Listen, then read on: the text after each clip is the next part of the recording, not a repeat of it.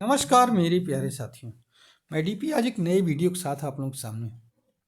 जैसा कि हम सभी लोग जानते हैं कि आज अर्थात 26 जनवरी 2024 को फ्रांस के राष्ट्रपति इमैनुअल मैक्रों बतौर मुख्य अतिथि शामिल हुए गणतंत्र दिवस की परेड में। 75वां गणतंत्र दिवस इंडिया मना रहा है। तो आइए सबसे पहले सभी देशवासियों को और सभी अपने श्रोताओं को 75वें गणतंत्र दिवस की अनेक अनेक शुभकामनाएं। तो जैसा कि हम लोग जानते हैं कि फ्रांस के राष्ट्रपति इमैनुअल मैक्रों 75वें गणतंत्र दिवस में मुख्य अतिथि के रूप में शामिल हुए हैं। ऐसा क्या है, तो हमें यह भी मालूम होना चाहिए कि इससे पहले यह मौका जो बाइडेन को दिया गया था, लेकिन जो बाइडेन ने अपने इलेक्शन कार्यक्रम का हवाला देकर के आने से मना कर दिया, तो फ्रांस को चुना गया। इस तरह से फ्रांस के वे दूसरे ऐसे राष्ट्रपति हैं, पहले ऐसे राष्ट्रपति हैं जिन्हें 2 बार भारत के गणतंत्र दिवस के परेड में मुख्य अतिथि बनने का मौका मिला, और फ्रांस के 6वें राष्ट्रपति हैं जिनको भारत में गणतंत्र दिवस समारोह में मुख्य अतिथि के रूप में आमंत्रित किया गया। अगर हम यूरोपियन यूनियन की बात करें तो यूरोपियन यूनियन इंडिया का 3rd लार्जेस्ट ट्रेड पार्टनर है। कुल 10.8% बिजनेस के साथ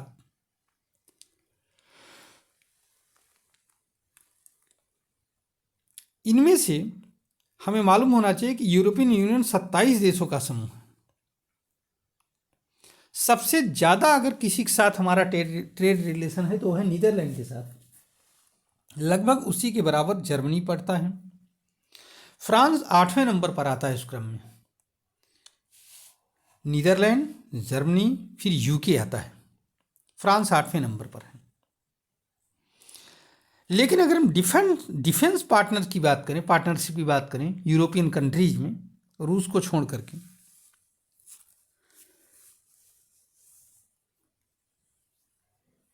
तो फ्रांस हमारा one of the top most partner है।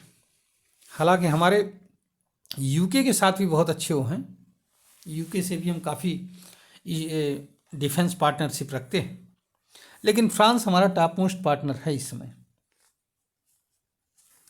फ्रांस से हम राफेल ले रहे हैं, फ्रांस से हम तमाम पनडुब्बी उनकी हेल्प से बना रहे हैं अपने यहाँ। तो इस यात्रा का मुख्य उद्देश्य भी यही है, एक बहुत बड़ा काम है कि अपने डिफेंस पार्टनर को मतलब और मजबूत बनाना। भारत ये चाहता है कि जो राफेल है वो इंडिया में बने, उसकी असेंबलिंग हो, बनाया जाए उसको। लेकिन फ्रांस, अभी तो इस पर बातचीत चल रही है, और राफेल एक सक्सेसफुल विमानों में से एक है फ्रांस इंडिया के लिए। तो राफेल का एक मैरीन वर्जन भी लेने की बात चल रही है। आने वाले दिनों में ये फाइनल हो जाएगा, और साथ ही साथ और राफेल मंगाने की बात चल रही है।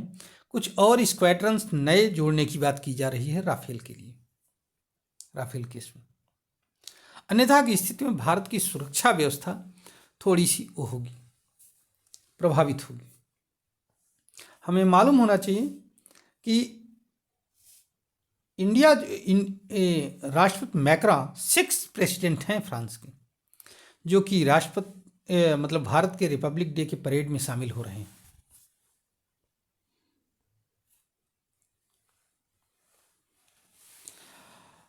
अगर हम बात करें कि इसका उद्देश्य क्या है, तो इसका उद्देश्य यही है कि जयपुर में उतरना और फिर वहां से नई दिल्ली के लिए प्रस्थान।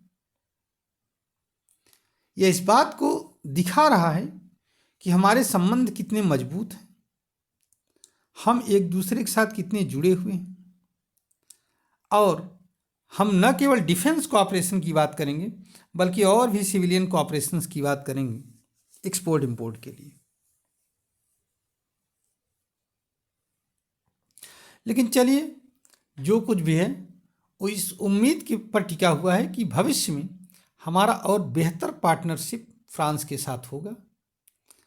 न केवल डिफेंस में बल्कि और भी चीज़ों में, सिविलियन मैटर्स में भी हमारा पार्टनरशिप फ्रांस के साथ बढ़ेगा।